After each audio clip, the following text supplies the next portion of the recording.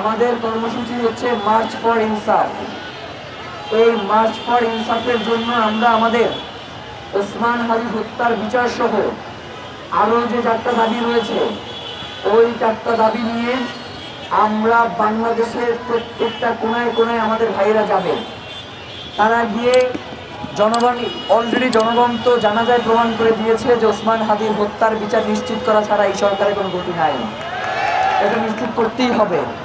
এরপরেও আমরা আগামীকাল থেকে মার্চ ফর ইনসাফ নামে বাংলাদেশের যত গুরুত্বপূর্ণ পয়েন্টগুলো রয়েছে আমরা সকল পয়েন্টে যাব।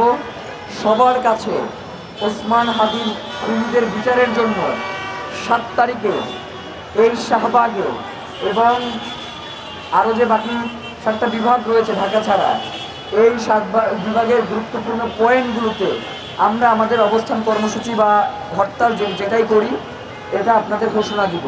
আমরা আগামীকালকের মধ্যে যেই লিফলেট এইটা আপনাদের কাছে পৌঁছায় দেওয়ার ব্যবস্থা করব। আপনারা এটা নিয়ে প্রত্যন্ত অঞ্চলে আপনারা তাদের কাছে পৌঁছে দিবেন এবং এইটার বিরুদ্ধে যদি কেউ কথা বলে এটাও আমাদের কাছে এসে বলবেন।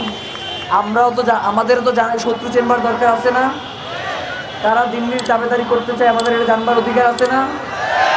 আমরা এইখানে নাম ধরে ধরে বলবো যে কারা দিল্লির কাছে বাংলাদেশকে বিক্রি করে দিতে চায়, কারা চায় না এই ভারতীয় আধিপত্যবাদের আমাদের নেতা ওসমান হাদি হত্যাকারীদের বিচার হোক।